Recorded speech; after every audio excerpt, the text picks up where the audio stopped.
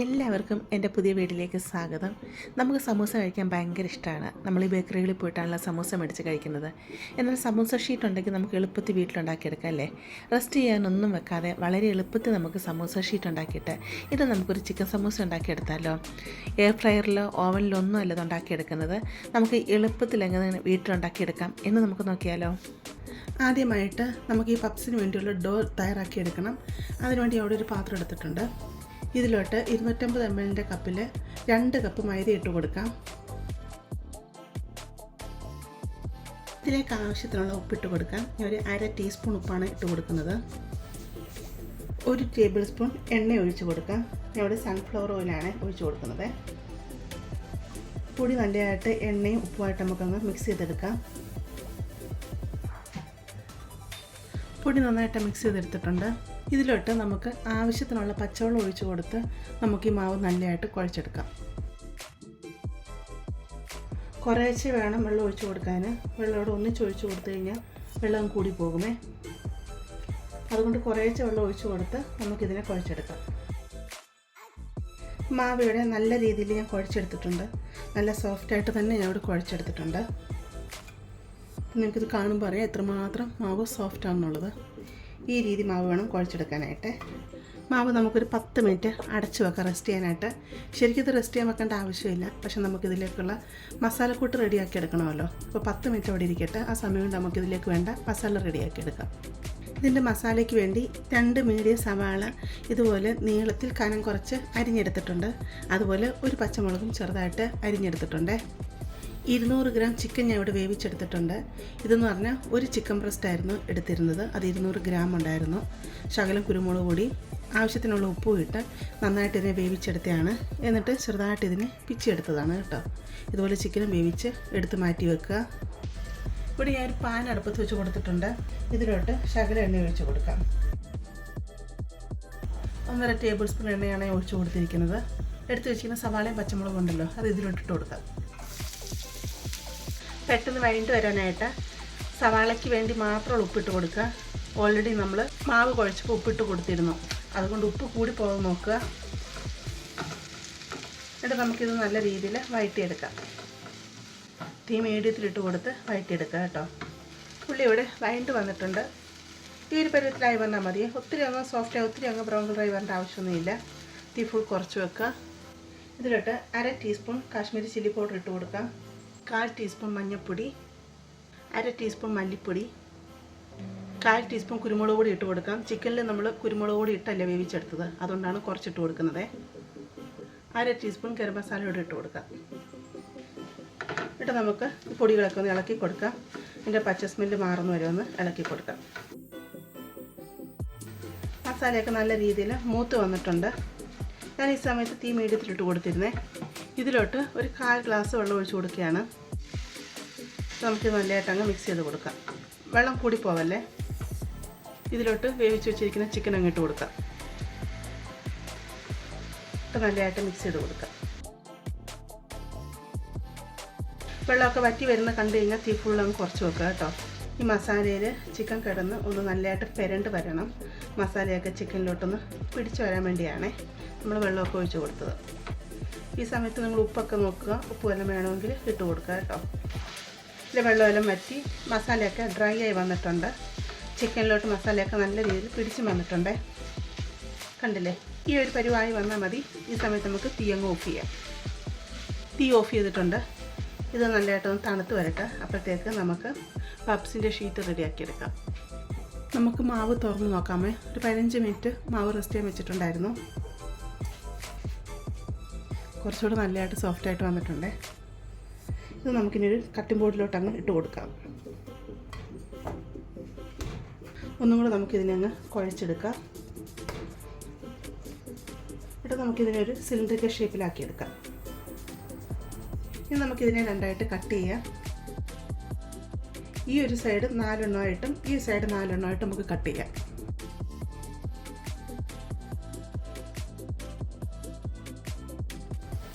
ഇച്ചിരി മാവ് കൂടുതലുണ്ടായിരുന്നേ. അപ്പോൾ ഇതിൽ ഇച്ചിരി മാവ് കുറവാണ്. ഞാനപ്പോൾ ഇതുമായിട്ട് മിക്സ് ചെയ്യുവാണ്. ഇത് കുറച്ച് അധികം ഉണ്ടായിരുന്നു. ഞാനതിപ്പം ഇവിടെയൊക്കെ കുറച്ച് മാവ് കുറവായിരുന്നു. അപ്പോൾ അതിൽ നമുക്കിത് അഡ്ജസ്റ്റ് ചെയ്ത് നമുക്ക് ഇതിൽ ഉരുളകളാക്കി എടുക്കാം. ഇനി നമുക്കിതിനെ ഓരോന്നിനെയും ഓരോ ഉരുളകളാക്കി എടുക്കാമേ.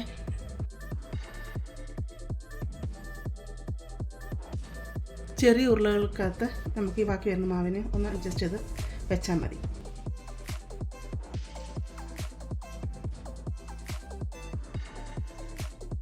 ഇതെല്ലാം ഞാൻ ഉരുളകളാക്കി എടുത്തിട്ടുണ്ട്. ഇനി നമുക്കിതിനെ നല്ല രീതിയിൽ ഷേപ്പാക്കി എടുക്കണം. ഷേപ്പാക്കി എടുത്തിട്ട് നമ്മൾ ഈ ചപ്പാത്തിക്ക് നമ്മൾ പ്രസ് ചെയ്ത് കൊടുക്കത്തില്ലേ, ഈ രീതി പ്രസ് ചെയ്ത് കൊടുക്കുക. ഇവിടെ ഞാൻ കുറച്ച് മൈദ എടുത്തിട്ടുണ്ട്. മൈദയിലോട്ട് നമുക്ക് ഇതുപോലെ മുക്കിയിട്ട് ഉണ്ട് ഈ രീതിയിൽ എല്ലാം നമുക്ക് ചെയ്ത് വെക്കാം. ഇതെല്ലാം ഞാൻ മാവിൽ മുക്കി റെഡിയാക്കി വെച്ചിട്ടുണ്ട്. അടുത്തായിട്ട് നമുക്ക് കുറച്ച് ഓയിൽ എടുത്ത് വെക്കണം. ഇതൊരു ബ്രഷ് എടുത്ത് വെക്കുകയാണെങ്കിൽ നമ്മൾ ഓയിൽ തേച്ചെടുക്കാനായിട്ട് വളരെ എളുപ്പമാണ്. പിന്നെ നമുക്ക് വേണ്ടത് ഇതിലോട്ട് കോൺഫ്ലോർ ആണ്. ഇതുപോലെ ഒരു പാത്രത്തിൽ കോൺഫ്ലോർ എടുത്ത് വെക്കുക. നമ്മൾ ചപ്പാത്തി പലക എടുത്തിട്ടുണ്ട്, അതിലോട്ട് കുറച്ച് മൈദ ഇട്ട് കൊടുക്കുക. ഇതുപോലെ നമ്മൾ ആക്കി വെച്ചിരിക്കുന്ന മാവുണ്ടല്ലോ അതെടുത്ത് വെക്കുക. എന്നിട്ട് ചപ്പാത്തിക്ക് പരത്തുന്ന പോലെ പരത്തി കൊടുക്കുക. ഒത്തിരി അങ്ങ് പൊടി ഇട്ട് കൊടുക്കല്ലേ.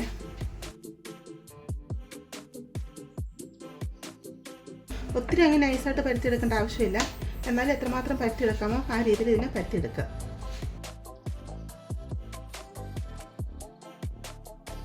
ഇത് ഞാൻ പരത്തിയെടുത്തിട്ടുണ്ട്. അത് നമുക്കൊരു പാത്രത്തിലോട്ട് വെച്ച് കൊടുക്കാം. അതുപോലെ നമുക്ക് 8 എണ്ണം ഇതുപോലെ പരത്തിയെടുക്കാം. ഇവിടെ ഞാൻ 8 എണ്ണം പരത്തി കഴിഞ്ഞിരുന്നു.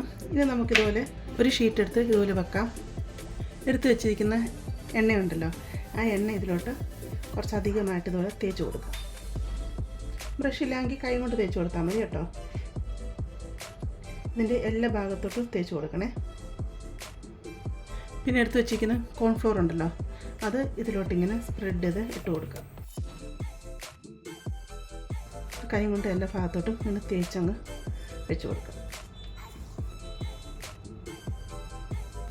എന്നിട്ട് അടുത്ത ഒരു ഷീറ്റ് എടുത്ത് ഇതിൻ്റെ മുകളിലോട്ട് ഇങ്ങനെ വെച്ച് കൊടുക്കുക.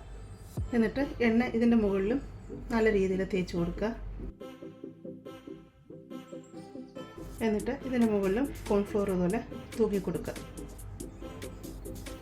കോൺഫ്ലോറൊക്കെ ഇതിൻ്റെ എല്ലാ ഭാഗത്തും ആകത്തക്ക രീതി വേണം ഇട്ട് കൊടുക്കാനായിട്ട്. എന്നാലേ നമുക്ക് ലെയറായിട്ട് പഫ് ഷീറ്റ് കിട്ടത്തുള്ളേ. എന്നിട്ട് അടുത്ത ഷീറ്റ് ഇതുപോലെ എൻ്റെ മുകളിൽ ഇതുപോലെ വെച്ച് കൊടുക്കുക. എന്നിട്ട് ഇതിൻ്റെ മുകളിൽ പിന്നെ എണ്ണ തേച്ച് കൊടുക്കുക, കോൺഫ്ലോർ ഇട്ട് കൊടുക്കുക. അങ്ങനെ 8 ഷീറ്റ് ഇതുപോലെ നമുക്ക് ചെയ്തെടുക്കാം. 7 എണ്ണം ഇതുപോലെ വെച്ച് കൊടുത്തു. നമുക്കിനി 8ാമത്തെ ഇതിലോട്ട് വെച്ച് കൊടുക്കാം.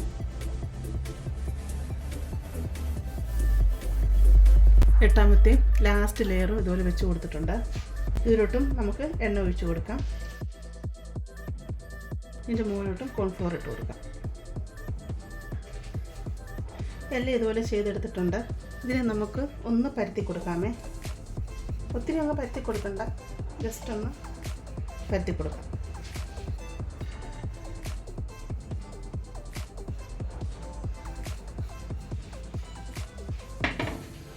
ഞാൻ ഇതിനെ പരത്തി കൊടുത്തിട്ടുണ്ട്. ഇതിലോട്ട് നമുക്ക് എണ്ണ ഇങ്ങനെ ഒഴിച്ചു കൊടുക്കാം. എന്നിട്ട് ഇതിൻ്റെ മുകളിലോട്ടും കോൺഫ്ലോർ ഇതുപോലെ തൂക്കി കൊടുക്കാം. എന്നിട്ട് നമുക്കിതിനെ ഒരു സൈഡിലോട്ട് ഇതുപോലെ ഇങ്ങനെ കൊണ്ടുവന്ന് വെക്കാം. ശകല എണ്ണ ഇവിടെ ഇതുപോലെ തേച്ച് കൊടുക്കാം. അങ്ങനെ ഒത്തിരി തേച്ച് കൊടുക്കണ്ട, കുറച്ച് മതിയേ. കുറച്ച് കോൺഫ്ലോർ ഇതുപോലെ ഇട്ട് കൊടുക്കാം. എന്നിട്ട് ഈ സൈഡിൽ നിന്ന് ഇതുപോലെ മാവെടുത്ത് ഇങ്ങനെ വെക്കാം. എന്നിട്ട് ഇതിലോട്ടും കുറച്ച് എണ്ണ ഇതുപോലെ ബ്രഷ് ചെയ്ത് കൊടുക്കാം. കുറച്ച് കോൺഫ്ലോർ ഇട്ട് കൊടുക്കാം. എന്നിട്ട് ഈ ഒരു സൈഡിൽ നിന്ന് ഇങ്ങനെ എടുത്ത് മടക്കി വെക്കുക.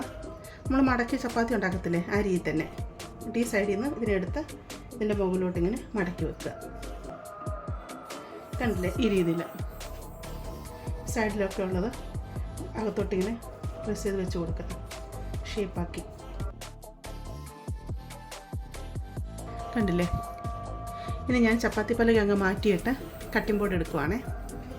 ഞാൻ ഇത് കട്ടിംഗ് ബോർഡിലോട്ട് മാറ്റിയിട്ടുണ്ട്. ഇനി നമുക്കിതിനെ പരത്തിയെടുക്കണം. ഞാൻ ഇതിലോട്ട് കുറച്ച് മൈദ ഇട്ട് കൊടുക്കുന്നത്. എന്നിട്ട് നമുക്കിതിനെ പരത്തിയെടുക്കാം. ഇതിനെ പരത്തിയെടുക്കുന്നത് റെക്റ്റാങ്കുലർ ഷേപ്പിലാണ് കേട്ടോ. ഇങ്ങനെ പ്രസ് ചെയ്ത് കൊടുത്ത് ഇതിനെ പരത്തിയെടുക്കുക കേട്ടോ. ഇത് ഞാൻ പരുത്തി എടുത്തിട്ടുണ്ട്. ഇനി നമുക്കിതിൻ്റെ 4 സൈഡൊന്ന് കട്ട് ചെയ്ത് മാറ്റാം.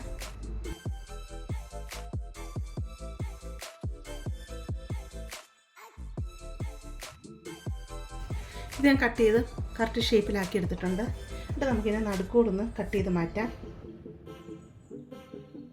എന്നിട്ട് നമുക്ക് ഓരോ ഷീറ്റ് 4ആയിട്ട് കട്ട് ചെയ്ത് മാറ്റാം. ഇത് 4 ഷീറ്റായിട്ട് കട്ട് ചെയ്തിട്ടുണ്ട്. ഇതിനെ 4 ഷീറ്റായിട്ട് കട്ട് ചെയ്യാം. കണ്ടില്ലേ, അങ്ങനെ 8 ഷീറ്റ് കിട്ടിയിട്ടുണ്ട്. ഇവിടെ ഞാൻ ശകല മൈദയിലോട്ട് കുറച്ച് വെള്ളം ഒഴിച്ച് ഇതുപോലെ കലക്കി ലൂസാക്കി എടുത്തിട്ടുണ്ട്. ഒത്തിരി ലൂസിൽ അങ്ങനെ കലക്കിയെടുക്കേണ്ട ആവശ്യമില്ല, കുറച്ച് തിക്കിൽ അണ്ടിയിരിപ്പാരുത്തി കലക്കി വെക്കുക കേട്ടോ. നമുക്ക് ഇത് ഓരോന്നിൻ്റെ നടുക്കായിട്ട് നമ്മൾ റെഡിയാക്കി വെച്ചിരിക്കുന്ന ചിക്കൻ്റെ കൂട്ടുണ്ടല്ലോ, അതങ്ങ് വെച്ച് കൊടുക്കാം.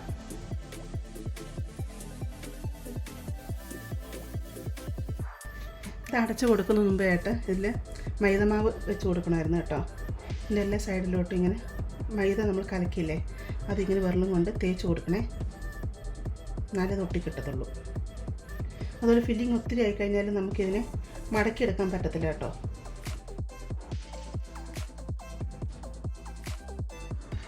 എല്ലാത്തിലും തേച്ച് കൊടുത്തിട്ടുണ്ട്. നമുക്കിതെങ്ങനെ ചെയ്തെടുക്കുന്നത് നോക്കാം. ഒരു സൈഡ് ഇങ്ങനെ എടുക്കുക, എന്നിട്ട് ഇങ്ങനെ നമ്മൾ പ്രസ് ചെയ്ത് കൊടുക്കുക. രണ്ട് സൈഡ് ഇങ്ങനെ ഒട്ടിച്ച് കൊടുക്കുക.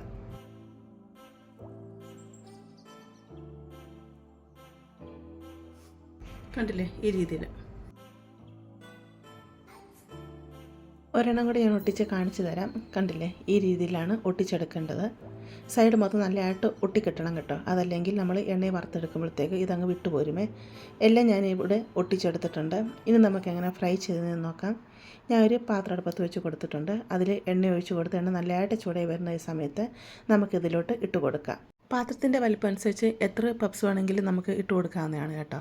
എന്നിട്ട് തീ മീഡിയത്തിലിട്ട് കൊടുത്ത് തിരിച്ച് മറിച്ച് നമ്മളിതിനെ ഫ്രൈ ചെയ്തെടുക്കാം. പപ്സിൻ്റെയൊക്കെ ആ ഒരു കളറായി വരുമ്പോൾ നമുക്കറിയാമല്ലോ, ആ കളറായി വരുന്ന സമയമാകുമ്പോൾ നമുക്കിതിനെ കോരി മാറ്റാം. തീ ലോയ്ക്ക് മീഡിയത്തിനിടയ്ക്കിട്ട് ഇതിനെ ഫ്രൈ ചെയ്തെടുക്കണം, എന്നാലേ നല്ല ക്രിസ്പി ആയിട്ട് കിട്ടുകയുള്ളൂ കേട്ടോ. ഇവിടെ കണ്ട് ഒരു സെറ്റ് ഞാൻ ഫ്രൈ ചെയ്തെടുത്തിട്ടുണ്ട്.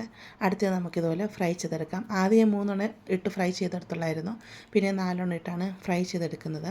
പിന്നെ നമുക്ക് സൈഡ് 4 കട്ട് ചെയ്തെടുത്തപ്പം അധികത്ത് നമുക്ക് മാവുണ്ടായിരുന്നല്ലോ, ആ മാവ് ജസ്റ്റ് ഒന്ന് ഉരുട്ടിയിട്ട് ഞാൻ അതൊന്ന് പരുത്തിയെടുത്തിട്ട് അതിൻ്റെ അകത്ത് ഇതുപോലെ ഞാൻ ഫില്ലിങ് വെച്ചിട്ട് ഇത് ഒട്ടിച്ച് കൊടുത്തു കേട്ടോ. അത് ഞാൻ ഫ്രൈ ചെയ്തെടുത്തു. അത് ഫ്രൈ ചെയ്തെടുത്തപ്പോഴും അത് നല്ലതാണ് കേട്ടോ. അപ്പം സൈഡിലുള്ളത് നിങ്ങൾക്ക് കളയേണ്ട ആവശ്യമില്ല, അത് നിങ്ങൾക്ക് സമൂസയാക്കി റെഡിയാക്കി എടുക്കാവുന്നതാണ് കേട്ടോ. ഇപ്പോൾ ഞാൻ പപ്സ് എല്ലാം ഇവിടെ റെഡിയാക്കി എടുത്തിട്ടുണ്ട്. പപ്സൊക്കെ ഉണ്ട് വറുത്ത് കോരി എടുത്തിട്ടുണ്ട്. കാണുമ്പോൾ തന്നെ അറിയാലോ എത്രമാത്രം പെർഫെക്റ്റ് ആയിട്ടാണ് കിട്ടിയിരിക്കുന്നതെന്ന്. നമ്മൾ ഓവനിൽ വെച്ച് ഫ്രൈ ചെയ്യുന്നത് പോലെ, അതുപോലെ എനിക്ക് എയർ ഫ്രൈൻ്റെ അകത്ത് വെക്കുന്ന പോലെ തന്നെ നമുക്ക് കിട്ടിയിട്ടുണ്ട്. നല്ല ക്രിസ്പി ആയിട്ട് തന്നെ കിട്ടിയിട്ടുണ്ട്. നമ്മൾ ഈ കോൺഫ്ലോറൊക്കെ ഇട്ട് കൊടുത്തേക്കുന്നതുകൊണ്ട് തന്നെ നല്ല ക്രിസ്പി ആയിട്ട് കിട്ടും, അതുപോലെ ലെയറായിട്ട് തന്നെ കിട്ടുകയും ചെയ്യും കേട്ടോ. ചിക്കനൊക്കെ വീട്ടിലുള്ള സമയത്ത് നമുക്ക് പെട്ടെന്ന് ഒരു ചിക്കൻ പപ്സൊക്കെ ഉണ്ടാക്കി കഴിക്കണം എന്ന് തോന്നുന്ന സമയത്ത് നമുക്ക് എളുപ്പത്തിൽ നമുക്ക് ഉണ്ടാക്കിയെടുക്കാവുന്ന ഒരു പപ്സല്ലേ. കുട്ടികൾ സ്കൂളിൽ നിന്ന് വരുമ്പോഴൊക്കെ ഇങ്ങനെ ഉണ്ടാക്കി കൊടുത്താൽ അവർക്ക് ഒരുപാട് ഇഷ്ടപ്പെടും. അപ്പോൾ ചെയ്ത് നോക്കാത്തവർ ഈ രീതിയിലൊന്നും ചെയ്ത് നോക്കുക കേട്ടോ. ഇനി ഓവനില്ല, എയർ ഫ്രയർ ഇല്ല എന്ന് വിഷമിക്കേണ്ട ആവശ്യമില്ല. എണ്ണയിൽ തന്നെ നല്ല പെർഫെക്റ്റായിട്ട് നമുക്ക് ഇതിനെ വറുത്ത് കോരി എടുക്കാൻ പറ്റും. ഇതിൻ്റെ അകഭാഗം കണ്ടില്ലേ, അകഭാഗം നല്ലതായിട്ടാണ് ഇരിക്കുന്നത്. നല്ല ജ്യൂസി ആയിട്ട് നല്ല രീതിയിൽ തന്നെയുണ്ട്. കഴിക്കാനും നല്ല ടേസ്റ്റാണ് കേട്ടോ. അപ്പോൾ നിങ്ങളിതൊക്കെ തയ്യാറാക്കി നോക്കുക. നിങ്ങൾക്ക് ഇഷ്ടപ്പെടുവാണെങ്കിൽ ചാനലിന് സബ്സ്ക്രൈബ് ചെയ്ത് സപ്പോർട്ട് ചെയ്യുക, അതൊരു ലൈക്ക് ചെയ്യുക, നിങ്ങളുടെ ഫാമിലിയോട്ട് ഫ്രണ്ട്സിലോട്ടൊക്കെ ഷെയർ ചെയ്ത് കൊടുക്കുക കേട്ടോ. നമുക്കിനി പുതിയ വീഡിയോ ആയിട്ട് അടുത്ത ദിവസം കാണാം.